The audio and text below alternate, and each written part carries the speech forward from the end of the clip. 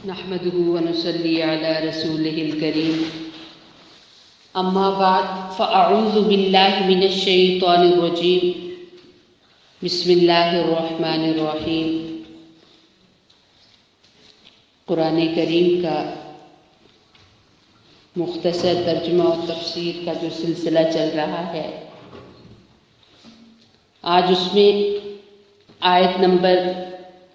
86-87 سے ترجمہ شروع ہو رہا ہے۔ وَلَقَدْ اور البتہ تحقیق آتینا دی ہم نے موسیٰ حضرت موسیٰ علیہ السلام کو کتاب تورات۔ اللہ رب العزت نے نبیوں کو لوگوں کی ہدایت کے لیے بھیجا، اور کچھ انبیاء کو کتابیں ملی اور کچھ انبیاء پہلی کتابوں کی دعوت دیتے رہے۔ یہ سلسلہ چلتا رہا یہاں تک کہ موسیٰ علیہ السلام تورات لے کے آئے۔ موسیٰ علیہ السلام بنی اسرائیل کے نبی ہیں، اور بنی اسرائیل جو نبیوں کی اولاد ہے، وہ بنی اسرائیل جن پر اللہ تعالیٰ نے بے شمار انعامات کیے ہیں، جو امت محمد صلی اللہ علیہ وسلم سے پہلے فضیلت والی اور مقام والی امت تھی، لیکن اپنی غلطیوں کی وجہ سے اور گناہوں کی وجہ سے انہوں نے اپنے مقام کو کھو دیا۔ تو اللہ رب العزت نے انہی موسیٰ علیہ السلام کے بارے میں یہاں بتایا کہ ہم نے موسیٰ علیہ السلام کو دی کتاب، وقفینا اور پے در پہ بھیجے ہم نے، لگاتار بھیجے ہم نے۔ مطلب یہ ہے کہ پے در پہ ایک نبی موجود ہوتا تھا، بعض دفعہ تو دوسرا آ جاتا تھا۔ جیسے آپ پڑھیں گے کہ سورہ یاسین کے اندر ایک نبی موجود تھے، پھر دوسرے کو بھیجا گیا، پھر تیسرے نبی علیہ السلام کو بھیجا گیا۔ 3 نبیوں نے مل کر اس قوم کو، بستی انطاکیہ کو دعوت دی۔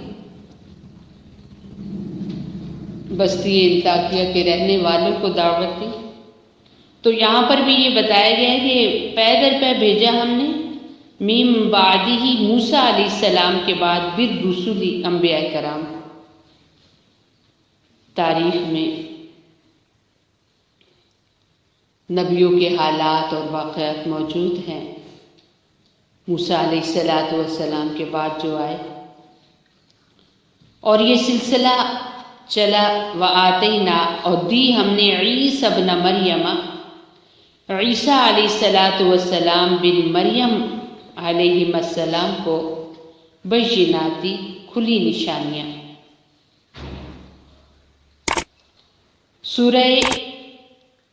بقرہ آپ پڑھ رہے ہیں تو اپنے پیارے نبی خاتم النبیین حضور اقدس صلی اللہ علیہ وسلم کے تذکرے تو ہر جگہ پر ہیں۔ تو انسانیت کے پہلے نبی اور سب سے پہلے انسان آدم علیہ السلام تھے۔ پھر ان کے بعد آپ نے آدم علیہ السلام کے تذکرے کے بعد آپ نے پھر تفصیل سے موسیٰ علیہ السلام کا ذکر پڑھا، اور اب یہاں عیسیٰ علیہ السلام جو کہ بنی اسرائیل کے آخری نبی تھے، ان کا ذکر ہے۔ عیسیٰ علیہ السلام جس قوم کی طرف نبی بنا کر بھیجے گئے ان کو عیسائی بولتے ہیں، اور آج بھی دنیا میں پہلے نمبر پر عیسائیت سب سے بڑا مذہب مانا جاتا ہے۔ مقبول اور کامیاب اللہ رب العزت کے ہاں تو مذہب اسلام ہی ہے، اور مذہب اسلام کو اپنانے والے اور اس کے مطابق زندگیاں گزارنے والے کم لوگ نہیں ہیں، لیکن جو تعداد بتائی جاتی ہے، وہ کہتے ہیں کہ عیسائیت پہلا بڑا مذہب قرار دیا گیا ہے، لیکن عیسائیت اپنے وقت میں ایک سچا مذہب تھا، لیکن جب نبی علیہ السلام دین اسلام لے کے آ گئے تو اب کامیابی صرف اسلام کو ماننے پر ہے۔ حضرت عیسیٰ علیہ السلام کی مختصر حالات زندگی کچھ اس طرح ہے کہ اللہ رب العزت نے سورہ مریم کے اندر ارشاد فرمایا کہ اے نبی صلی اللہ علیہ وسلم، آپ قرآن کریم میں حضرت مریم کا واقعہ ذکر کریں۔ حضرت مریم حضرت عیسیٰ علیہ السلام کی والدہ ہیں۔ حضرت مریم علیہ السلام کی جو والدہ تھی، حضرت عیسیٰ کی جو نانی اماں تھے، انہوں نے حضرت مریم کو وقف کیا تھا اللہ کے نام پر۔ ابھی پیدا بھی نہیں ہوئی تھی تو انہوں نے منت مانی تھی کہ جو بھی اللہ تعالیٰ مجھے اولاد عطا کرے گا، میں اس سے کوئی اور دنیا کا کام نہیں لوں گی، اسے اللہ کے نام پر وقف کر دوں گی، وہ اللہ کے دین کا کام کریں گے۔ تو وہ مانگ تو اللہ سے بیٹا رہی تھی، لیکن اللہ تعالیٰ نے بیٹی عطا کر دی۔ اور پھر حضرت مریم جب بڑی ہوئی، بالغ ہوئی، تو اللہ رب العزت نے، ان کی شادی نہیں ہوئی تھی، بس اللہ کے حکم کے ساتھ اللہ تعالیٰ نے اپنے امر اور حکم سے ان سے عیسیٰ علیہ السلام کو پیدا فرمایا۔ ان کے پاس جبریل امین آئے تو یہ ڈر گئی اور کہنے لگی کہ اگر ذرا سا بھی تمہیں ڈر ہے تو یہاں سے چلے جاؤ، تھوڑا سا بھی تمہارے دل میں خوف ہے تو تم یہاں سے چلے جاؤ۔ تو جبریل امین نے فرمایا کہ آپ ڈریے نہیں، میں اللہ کا فرشتہ ہوں اور آپ کو نیک اولاد کی خوشخبری دینے آیا ہوں۔ تو سیدہ مریم علیہ السلام بہت پریشان ہو گئی اور کہنے لگی کہ دیکھو، میں شادی شدہ نہیں ہوں اور میں غلط لڑکی بھی نہیں ہوں۔ بچہ پیدا ہونے کے لیے تو یا تو عورت کا شادی شدہ ہونا ہوتا ہے یا پھر وہ عورت غلط ہو، تو یہ دونوں چیزیں مجھ میں نہیں ہیں۔ تو جبریل امین نے فرمایا حضرت جبرائیل علیہ السلام نے کہ اسی طرح اللہ تعالیٰ کہتا ہے اور اسی طرح اللہ تعالیٰ کرتا ہے، اور جب بھی وہ کسی کام کا ارادہ کرتا ہے تو بس کن کہتا ہے اور وہ کام ہو جاتا ہے۔ تو بس جبریل امین نے، بعض علماء فرماتے ہیں کہ ان کے بازو پر، یعنی جس جگہ پر گھڑی باندھی جاتی، یہاں پر انہوں نے ایسے پھونک ماری، تو پھر حضرت مریم کو حمل ٹھہر گیا اور پھر یہ ان کے ہاں بچہ پیدا ہوا۔ جب یعنی انہیں تکلیف ہوئی، بچے کی دردیں شروع ہوئی، تو یہ بیت المقدس مسجد اقصیٰ میں ہی ان کا ایک حجرہ تھا، ایک کمرہ تھا جس میں یہ رہا کرتی تھی، اور ان کو حضرت زکریا جو کہ ان کے خالو تھے آ کر انجیل کی تعلیم تورات کی تعلیم دیتے تھے۔ تو وہاں سے جب انہیں تکلیف شروع ہوئی تو یہ وہاں سے اٹھی اور بیت المقدس سے کافی دور ایک سوکھی ہوئی کھجور تھی،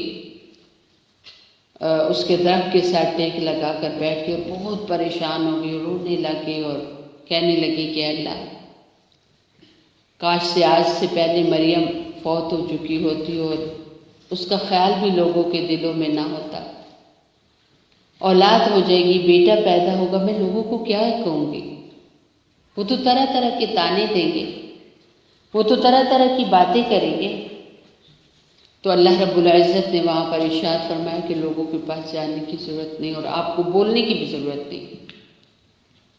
اور یہ بچہ خود ہی اپنے بارے میں بتا دے گا۔ اور پھر فرمایا کہ آپ کو کھانے پینے کا مسئلہ ہے نا، تو یہ سوکھی ہوئی کھجور ہے، اس کو آپ ہلائیں، یہ تازہ کھجوریں گرائے گی، اور فرمایا کہ یہیں سے ہم چشمہ پانی کا نکال دیں گے، بس آپ پانی پیئے، کھجوریں کھائیے اور اللہ کا شکر ادا کیجیے۔ اور پھر عیسیٰ پیدا ہو گئے اور اتنے خوبصورت طاہر اللہ کے نبی تھے۔ پھر لوگوں کو جب پتہ چلا تو حضرت مریم کے پاس آئے، اور بعض جگہوں پہ آتا ہے کہ مریم کو حکم ہوا کہ جہاں لوگوں کے رش ہے وہاں بچے کو لے کے جائیں تاکہ سب لوگوں کو پتہ چل جائے۔ تو لوگ کہنے لگے کہ اے مریم یہ کیا کیا، اور پھر تانے دینے لگے کہ آپ کی ماں بھی تو بہت نیک خاتون تھی، غلط عورت نہیں تھی، اور آپ کا والد بھی بڑا نیک انسان تھا، اور آپ تو بہت ہی نیک اور شریف بھائی کی بہن ہیں، آپ نے کیا کیا؟ تو حضرت مریم علیہ السلام نے اپنے بچے کی طرف اشارہ کیا، کہا کہ مجھے روزہ ہے، جیسے کہ میں نے رمضان المبارک کے درس میں بتایا تھا کہ پہلی قوموں پر بھی روزے فرض تھے تو کھانے پینے کے ساتھ ساتھ انہیں بولنے سے بھی رکنا ہوتا تھا۔ تو حضرت مریم علیہ السلام فرمانے لگی کہ مجھے روزہ ہے، بولنا نہیں ہے، اور اپنے بچے کی طرف اشارہ کیا کہ اس سے پوچھ لو یہ کون ہے، اسے کس نے بھیجا ہے۔ تو لوگ کہنے لگے کہ یہ تو بہت چھوٹا بچہ ہے، گود میں ہے اور کچھ وقت کا ہے، تو اتنے سے بچے بولا نہیں کرتے، آپ خود جواب دو۔ تو ان کی اس بات پر حضرت عیسیٰ علیہ السلام بولے اور فرمایا کہ میں اللہ کا بندہ ہوں، اللہ رب العزت مجھے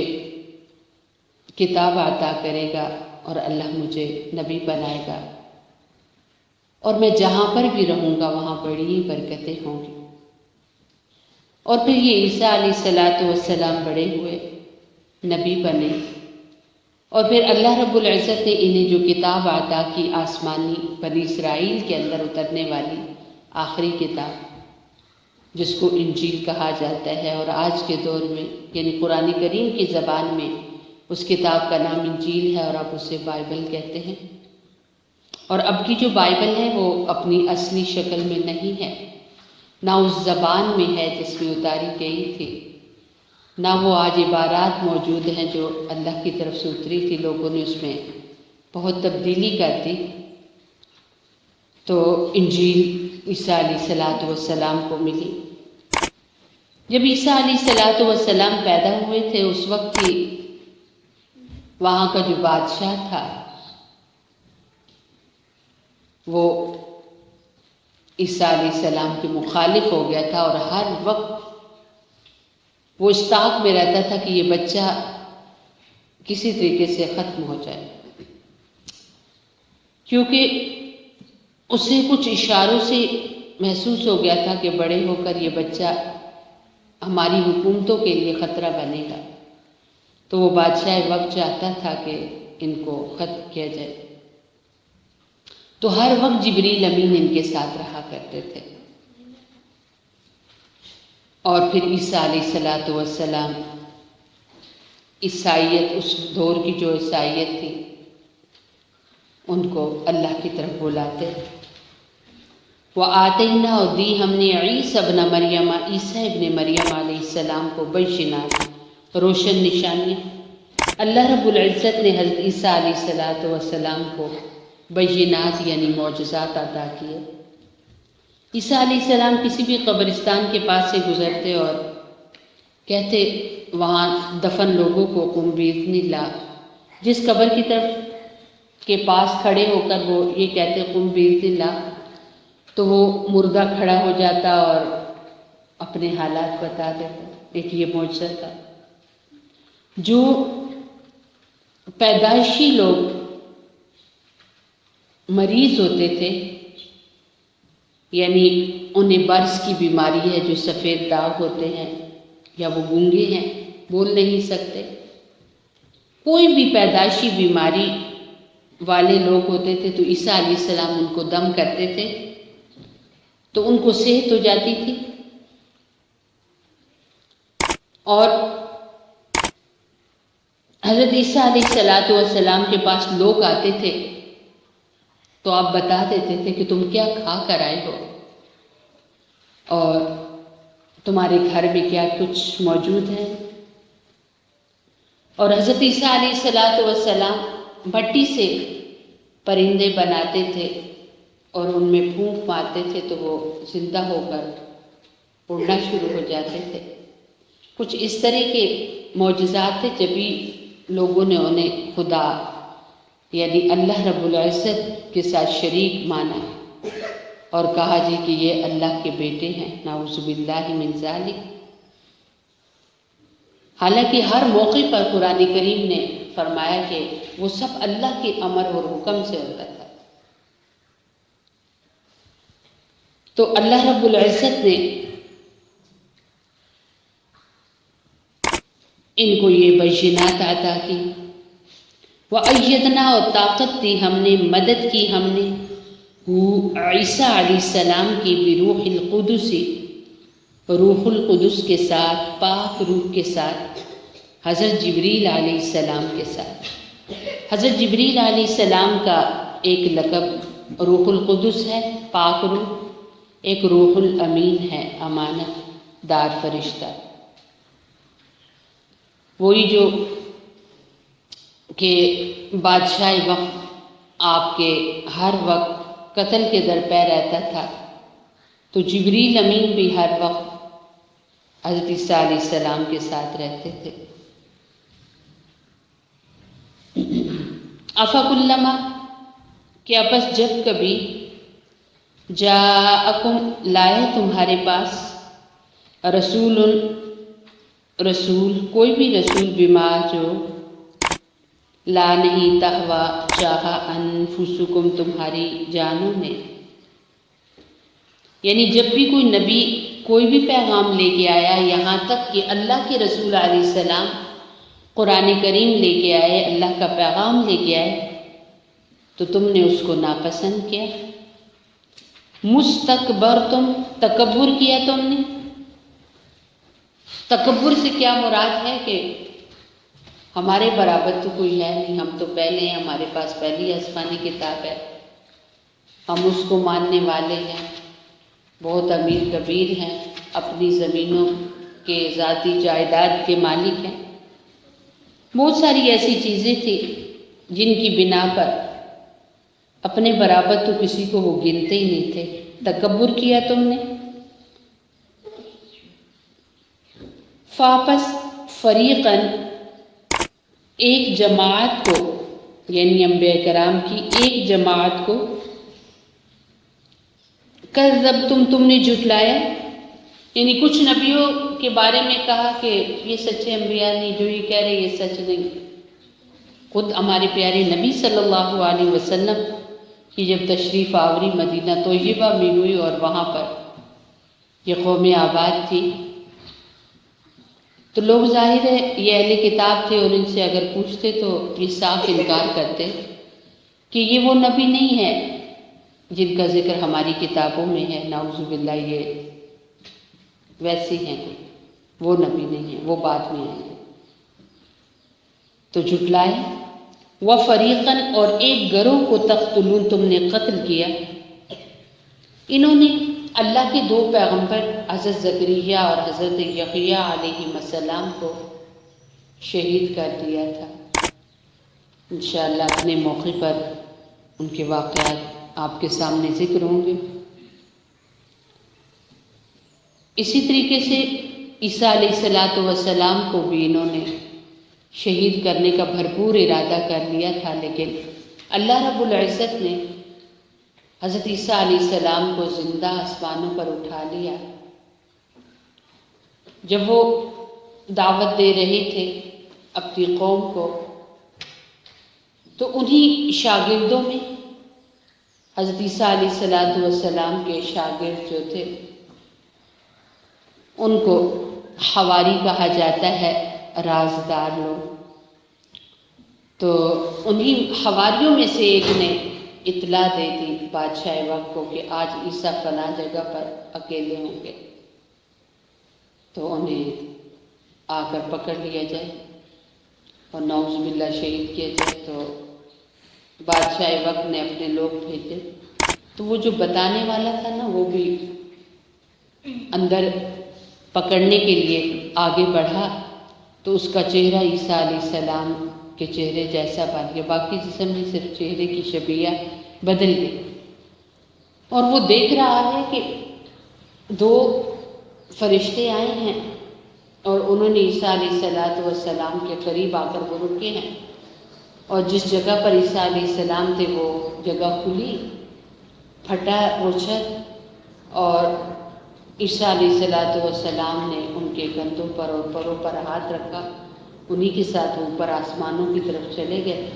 اور یہ حیران، اور انہیں بتا رہا کہ وہ دیکھو یہ کیا ہو رہا ہے، یہ کدھر جا رہے ہیں عیسیٰ، تو جو ہی پلٹ کے دیکھا تو انہوں نے، جو پیچھے لوگ پکڑنے آتے انہوں نے اس کو پکڑ لیا، اسے شور کرنا شروع کیا کہ مجھے بھی پکڑ رہے، عیسیٰ کو پکڑو، دیکھو اوپر جا رہے ہیں۔ تو انہوں نے کہا نہیں تم ہی عیسیٰ ہو، وہ پکڑ کے لے گئے اور سولی چڑھا دیا، پھانسی لگ گئی۔ تو قیامت تک پھر ان کی زندگی شبے میں ہی، شک میں ہی گزر گئی کہ بعض لوگ کہتے تھے کہ ہم نے عیسیٰ کو پھانسی لگا دی، سولی پر چڑھا دیا، اور بعض لوگ کہتے تھے کہ نہیں، اگر عیسیٰ سولی پر چڑھے تو وہ لڑکا کدھر گیا جو پکڑنے اندر گیا تھا، اور اگر وہ لڑکا پھانسی لگا ہے تو عیسیٰ کدھر چلے گئے۔ اور پھر قیامت کے قریب حضرت عیسیٰ علیہ السلام اتریں گے آسمانوں سے، ان کو اتارا جائے گا، اور اللہ کے رسول علیہ السلام کی امتی بنیں گے، امتی بن کے آئیں گے، اور اس امت کے یہاں پھر وہ خلیفہ بنیں گے، بادشاہ وقت بنیں گے، اور جو آخری قیامت کے قریب کی بڑی نشانیوں میں سے آخری نشانی اور بڑی نشانی جس کو گنا جاتا ہے وہ ہے دجال، تو اس کو قتل کریں گے، پھر ایک بہت خوبصورت حکومت کریں گے، پھر ان کی شادی ہوگی، پھر وہ بعد میں فوت ہوں گے، پھر ان کی قبر مبارک جو ہے وہ اللہ کے رسول علیہ السلام کی مبارک جو روضہ مبارک ہے، آپ کی جو گھر ہے وہاں، اب تو ایسا ہے کہ سب سے پہلے آپ علیہ السلام کی قبر مبارک ہے، پھر ساتھ حضرت ابوبکر صدیق رضی اللہ تعالیٰ عنہ کی قبر، پھر آگے حضرت عمر فاروق رضی اللہ تعالیٰ عنہ کی قبر ہے، تو وہاں پر ایک قبر کی جگہ باقی ہے، علماء کہتے ہیں کہ وہاں عیسیٰ علیہ السلام دفن ہوں گے، تو عیسیٰ علیہ السلام آسمانوں پر اٹھا لیے گئے ہیں، اور پھر قیامت کے قریب اتارے جائیں گے، اور وہ نبی بن کے نہیں آئیں گے، وہ امتی بن کے آئیں گے۔ تو اس طرح انہوں نے عیسیٰ علیہ السلام کو بھی قتل کرنے کا ارادہ کیا، خود ہمارے پیارے نبی صلی اللہ علیہ وسلم پر کئی بار انہوں نے، یہودیوں اور عیسائیوں نے کئی بار، یہودیوں کا زیادہ آتا ہے کہ انہوں نے آپ علیہ السلام کو شہید کرنے کا نعوذ باللہ ارادہ کیا، ایک بار تو کھانے میں زہر بھی ملا دیا تھا، اللہ رب العزت نے اس لقمے کو بولنے کی طاقت عطا فرمائی، اور اس نے عرض کی کہ اللہ کے رسول ایسا مجھے آگے مت نکلیے، مجھ میں زہر ہے اور بہت سخت زہر ہے، تو آپ نے اس کو نکال دیا، اور آپ ایسا کی عادت تھی، آپ کا کوئی بھی دعوت کرتا تو آپ انکار کرتے تھے، تو پھر آپ نے اس ایک یہودیہ عورت کے ہاں دعوت تھی، آپ بھی گئے تھے، اور ساتھ حضرت ابوبکر صدیق رضی اللہ تعالیٰ عنہ بھی تھے، تو آپ نے اس عورت سے جب پوچھا تو اس نے اقرار کیا کہ میں نے بس کسی نے مجھے جھانسا دیا اور بہت ہی لالچ دی تو میں نے آپ کے کھانے میں زہر ملایا ہے۔ اور آخری وقت میں آپ علیہ السلام کے جب دنیا سے پردہ فرمانے کا وقت آیا تو یہ ہے کہ آپ پر اس زہر کے اثرات تھے کہ آپ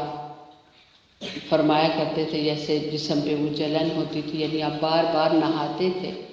آپ کو غسل دیا جاتا تھا، ٹھنڈک دی جاتی تھی، تو آپ نے سیدہ عائشہ صدیقہ رضی اللہ تعالیٰ عنہا سے فرمایا کہ یہ اسی زہر کا اثر ہے جو اس یہودیہ عورت نے ہمارے کھانے میں ملایا تھا۔ تو شروع سے لے کر ہی یہودی اور عیسائی یہ آخر تک ہی کچھ انبیاء کو انہوں نے جھٹلایا، کچھ کو شہید کرنے کا ارادہ کیا، کچھ کو کیا بھی۔ وقالو، اور کہا انہوں نے، قلوبنا، ہمارے دل غلفن، پردے میں ہیں۔ یہودی لوگ اپنی تعریف میں کہتے تھے کہ ہمارے دلوں کے اوپر غلاف چڑھا ہوا ہے، ہمارے دل غلافوں کے اندر محفوظ ہیں، اور اپنے دین کے سوا ہم کسی کی بات کا اثر نہیں لیتے اور نہ ہم پر کسی دین کا کوئی اثر ہوتا ہے۔ لیکن اللہ رب العزت نے کیا فرمایا؟ لا بلکہ لعنت کی ہم ان پر اللہ تعالیٰ نے، بکفرہم ان کے کفر کی وجہ سے، فقلیلاً پس بہت تھوڑا ہے، بہت تھوڑے ہیں ما یؤمنون جو وہ ایمان رکھتے ہیں۔ یہودیوں عیسائیوں میں تو کافی لوگ مسلمان ہوئے تھے، لیکن جو یہودی ہیں نا یہ بہت کم مسلمان ہوئے تھے۔ علماء فرماتے ہیں کہ یہ آپ علیہ السلام کی طویل دعوت کے نتیجے میں یہ 9 بندے مسلمان ہوئے۔ اور اللہ تعالیٰ نے بھی قرآن کریم میں فرمایا نا کہ ایمان اور مسلمانوں کے لیے محبت میں سب سے زیادہ قریب عیسائی ہیں، اور نفرت میں سب سے زیادہ آگے یہودی ہیں۔ وَلَمَّا اور جب جاءہم آئی ان کے پاس کتاب من عند اللہ، اللہ رب العزت کے پاس سے، یعنی قرآن کریم، مصدق قرآن تصدیق کرنے والا ہے، لما اس کی جو معہم ان کے پاس ہے، یعنی قرآن کریم کے اندر تمام پہلی جو کتابیں ہیں ان کے بارے میں یہ دعویٰ ہے کہ وہ اللہ کی طرف سے سچی اتری ہوئی کتابیں تھیں، لیکن جب لوگوں کے ہاتھوں میں آئیں اور انبیاء کے چلے جانے کے بعد جب امتوں کے ہاتھوں میں آئیں تو پھر ان میں رد و بدل ہو گئے۔ فکانوا اور تھے وہ من قبل اس سے پہلے یستفتحون فتح طلب کرتے، علی الذین ان لوگوں پر کافروا جو کافر تھے۔ یہودی اور عیسائیوں کا ایک یہ تھا کہ جب کبھی کسی میدان جنگ میں ہوتے، کسی مشکل وقت میں ہوتے تو اپنی اس طرح دعائیں مانگا کرتے تھے کہ اے اللہ، وہ نبی علیہ السلام جن کی بشارت اور خوشخبری آپ نے دی کہ وہ آخری نبی ہوں گے، اور ان کے صدقے آپ ہمیں فتح دیجیے، تو وہ فتح مانگتے تھے ان لوگوں پر جو کافر تھے۔ فلما پھر جب جاءہم آئے ان کے پاس، ما جو عارفوا پہچانتے تھے وہ، یعنی جس کو انہوں نے پہچان لیا تو کافر منکر ہو گئے بھی اس کا، یعنی ان کی کتابوں میں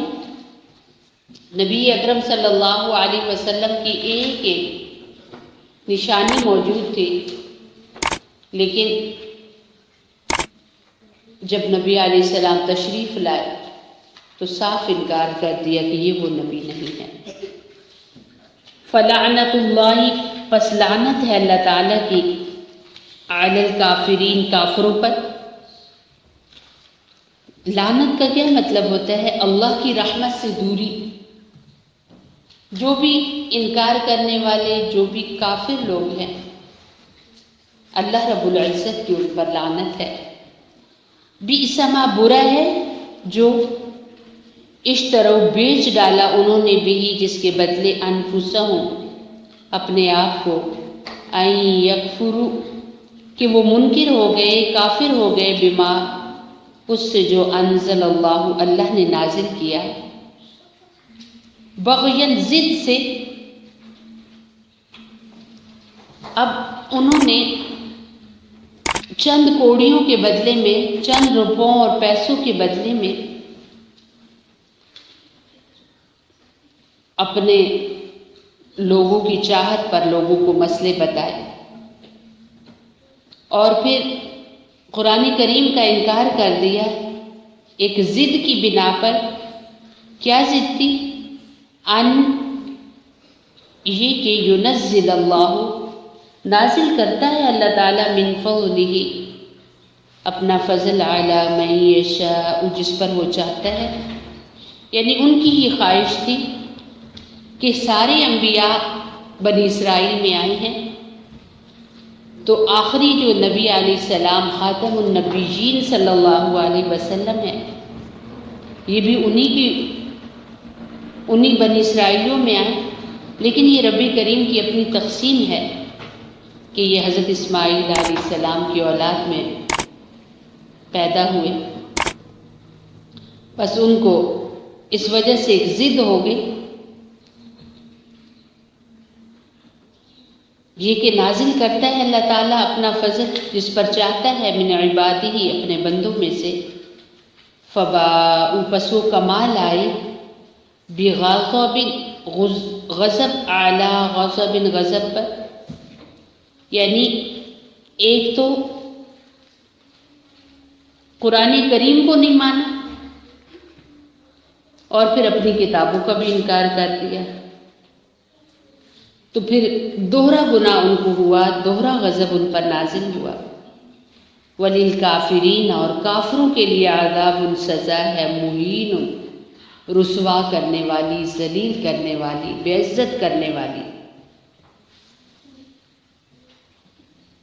اللہ رب العزت نے یہ دنیا کی زندگی بالکل تھوڑی سی بنائی ہے، تھوڑا سا وقت ہے جو انسانوں کو تیاری کے لیے دیا ہے۔ جو انسان اللہ اور اللہ کے پاک پیغمبر علیہ السلام کے لائے ہوئے پیغام کے مطابق زندگی گزارتا ہے، چاہے اس کا ماضی جیسا بھی تھا اس کو کامیاب زندگی ملے گی، اور لیکن جو من مرضی کی زندگی گزارنا چاہتا ہے تو پھر یہ ہے کہ دونوں جہانوں میں اس کے لیے رسوائی ہے، اس کے لیے ذلت ہے۔ وَإِذَا اور جب قِیلَ کہا جاتا ہے لَهُمْ ان سے آمِنُوا ایمان لاؤ بما اس پر جو انزل اللہ اللہ رب العزت نے نازل کیا یعنی قرآن کریم، قالوا تو کہا انہوں نے نؤمن ہم ایمان لاتے ہیں بما اس پر جو انزل نازل کیا گیا علینا ہم پر، ویکفرون اور وہ انکار کرتے ہیں بما جو وراءہ اس کے علاوہ ہے۔ جب ان کو دعوت اس طرح دی جاتی اور قرآن کریم نے اعلان انہیں کہا کہ سب سے پہلے اگر تم انکار کرو گے تو سب سے پہلے تم کافر کہلاؤ گے، کیونکہ تمہاری کتابوں میں یہ بشارتیں موجود ہیں کہ آخری نبی علیہ السلام کس طرح کے ہوں گے، آپ کی پیدائش کہاں ہوگی، آپ کہاں رہیں گے، پھر ہجرت کر کے جب آپ تشریف لائیں گے تو کس جگہ پر لائیں گے، اور وہ شہر پہلے کس نام کا ہوگا اور بعد میں اس مبارک شہر کا کیا نام ہو جائے گا، سب کچھ موجود تھا،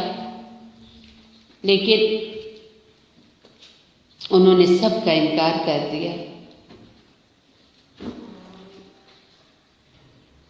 وَهُوَ حالانکہ قرآن کریم حق سچا ہے، مصدقاً تصدیق کرنے والا ہے، لما اس کی جو معہم ان کے پاس ہے،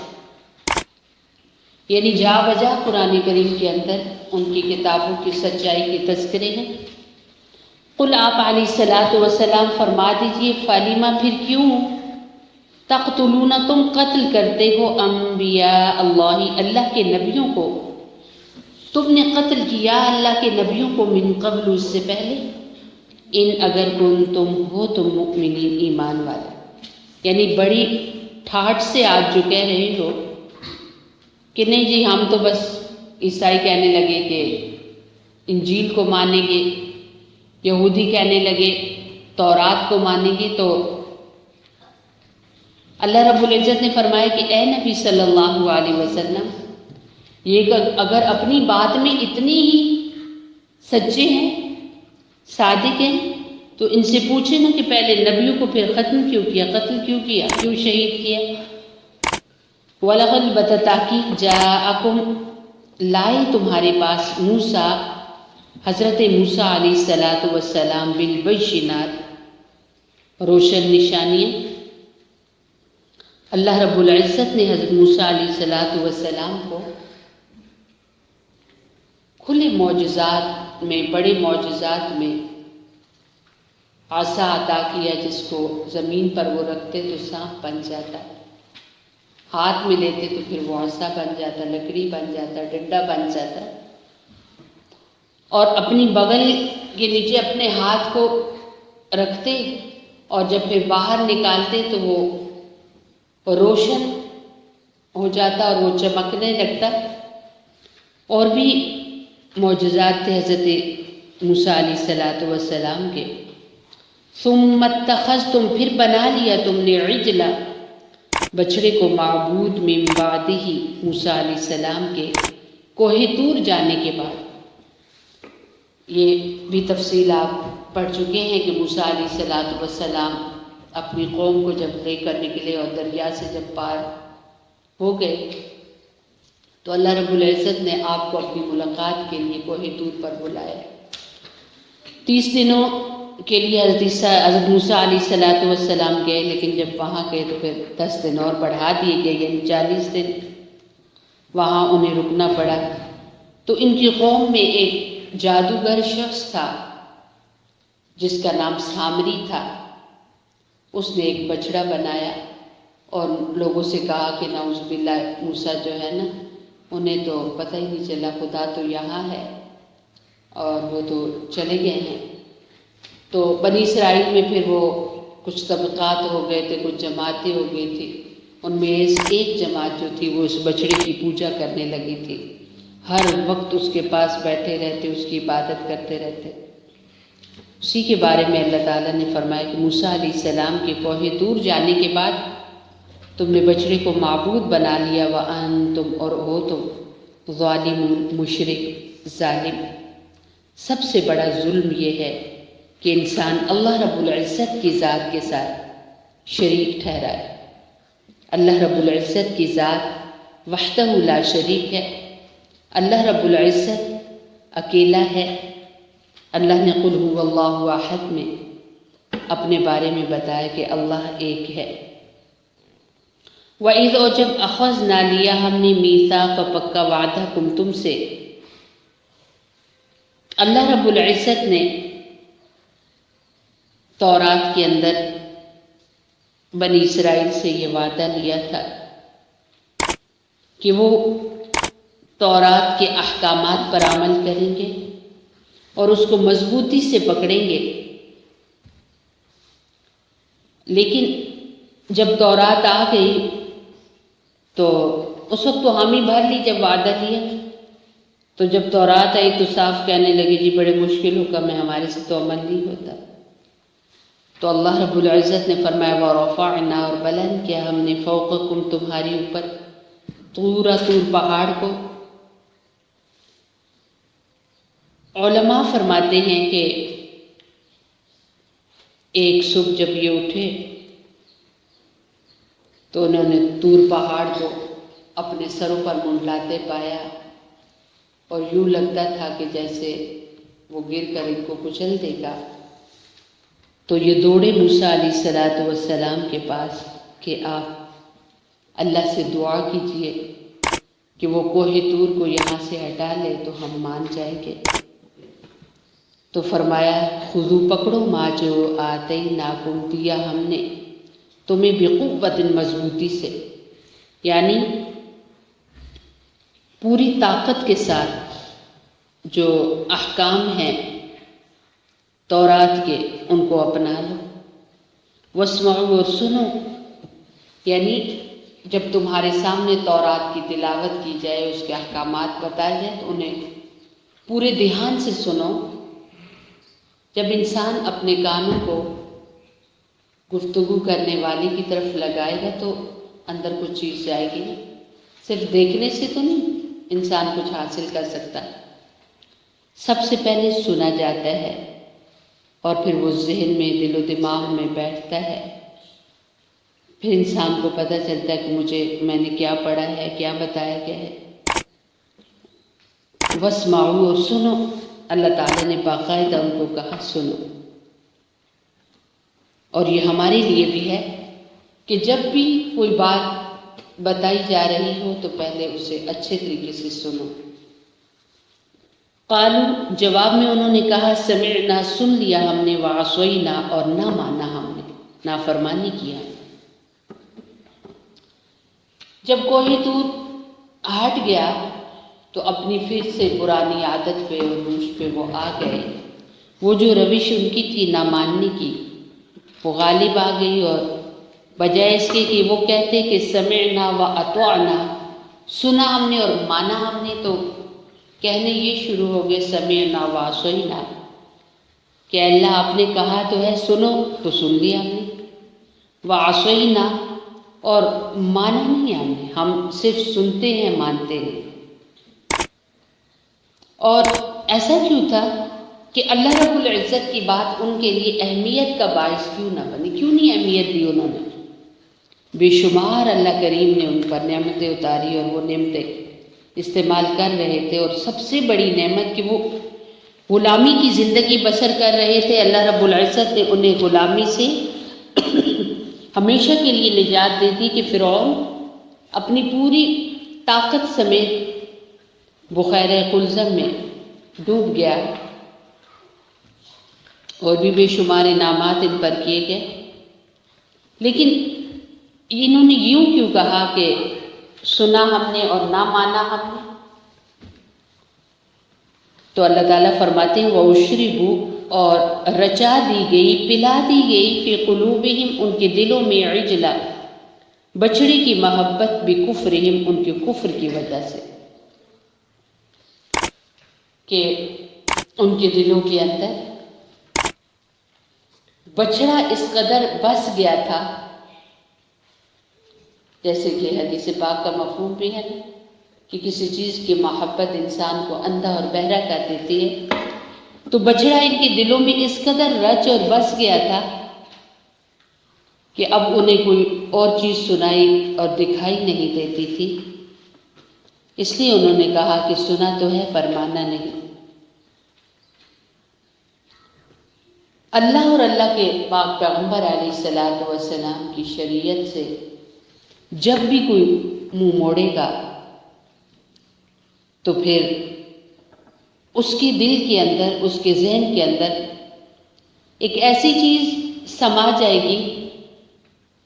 اور اسے غلط راہوں پر لے جائے گی۔ اب ایک بچڑے کو دیکھیں، ایک ایسی مخلوق اللہ رب العزت نے جو انسانی خدمت کے لیے پیدا کی ہے، جانور انسان کی خدمت کے لیے اللہ نے بنائے ہیں۔ گائے دودھ دیتی ہے اور ان جانوروں کا گوشت استعمال ہوتا ہے، ان کی کھال استعمال ہوتی ہے، ان کا کوئی جسم کا حصہ بھی فضول اور ایسا نہیں ہے کہ جس سے فائدہ نہ اٹھایا جاتا ہو۔ جن کو اللہ نے خادم بنا کر بھیجا، یہ ان کو رب بنا رہے ہیں۔ تو جب انسان نافرمانی کرتا ہے تو گناہوں کی وجہ سے وہ اس قدر ذلت اور پستی میں گر جاتا ہے کہ اپنی وہ مبارک جگہ جسے پیشانی کہا جاتا ہے، جو ہمارا ناک ہے، جو اللہ رب العزت کی حضور سے جھکا جائے، اسے ان ادنا اور ایسی چیزوں کے سامنے انسان جھکاتا پھرتا ہے۔ تو گناہوں سے بچنا بھی چاہیے اور توبہ تائب رہنا چاہیے۔ گناہ بعض اوقات انسان کو بہت بڑے دلدل میں گرا دیتے ہیں جن سے نکلنا ناممکن ہوتا ہے۔ شروع سے جیسے کہ میں آپ کو بتا رہی ہوں کہ گناہ چھوٹا ہو یا بڑا ہو، خود کو یہ سکھائیے کہ ہم یہ غلطی کر کس کی رہے ہیں، انشاءاللہ پھر چھوڑنا آسان ہوگا۔ قل، آپ علیہ السلام فرما دیجیے، بئس ما، برا ہے، یأمرکم، حکم دیتا ہے تمہیں، بھی اس کا، ایمانکم، تمہارا ایمان، یعنی یہ جو تمہیں ایمان سے تم کہتے ہو ہم مومن ہیں، ہم مسلمان ہیں، تو تمہیں بچڑے کی محبت پر تمہارا ایمان جو لا رہا ہے تو بہت بری چیز ہے۔ ان کنتم مؤمنین، اگر تم ایمان والے ہو، اگر تمہارے اندر ذرا سا بھی ایمان ہے نا، تو پھر تم غلط راہوں کے مسافر بن چکے ہو، پلٹ آؤ۔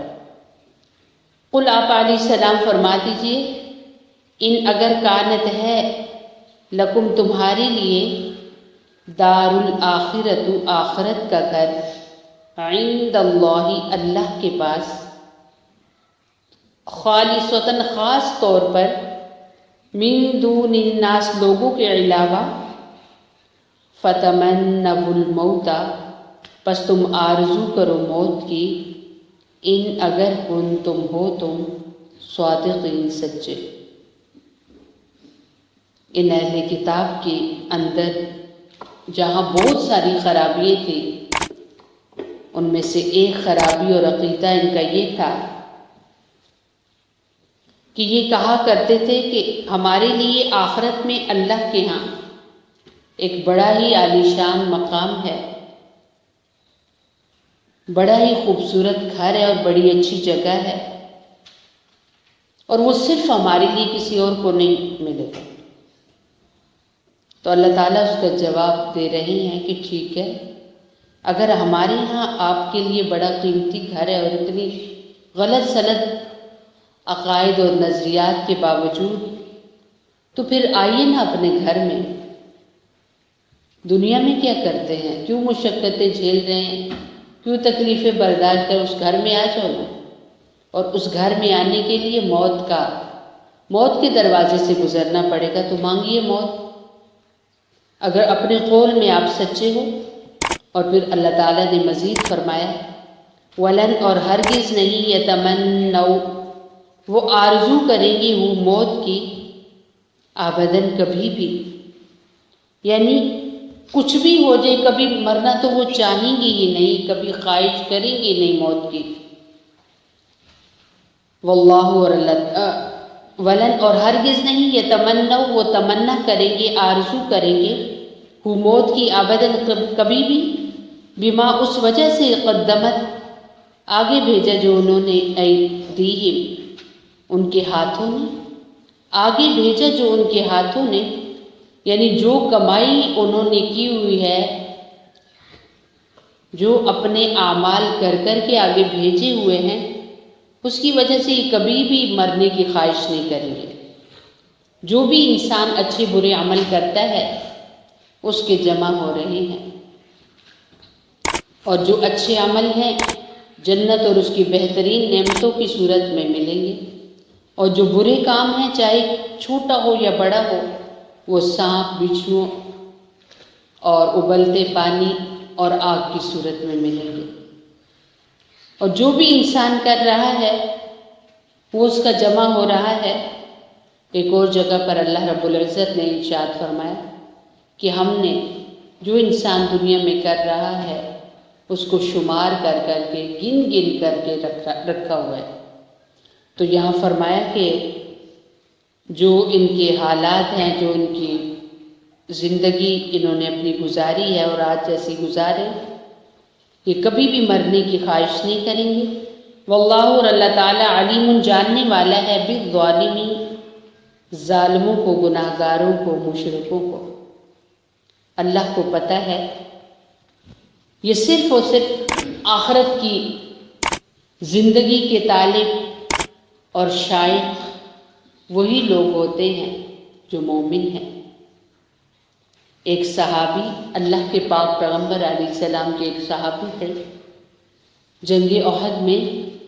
وہ جب جنگ بڑی گرما گرم تھی تو وہ بھاگتے جا رہے ہیں اور جنگ کرتے جا رہے ہیں، تو کسی نے پوچھا کہاں جا رہے ہو؟ تو فرمانے لگے کہ احد کے پاس سے یا احد کے پیچھے سے مجھے جنت کی خوشبو آ رہی ہے، میں وہیں جانا چاہتا ہوں۔ اور اسی طریقے سے ایک موقع پر آخری جو جنگ ہوئی ہمارے پیارے نبی صلی اللہ علیہ وسلم کی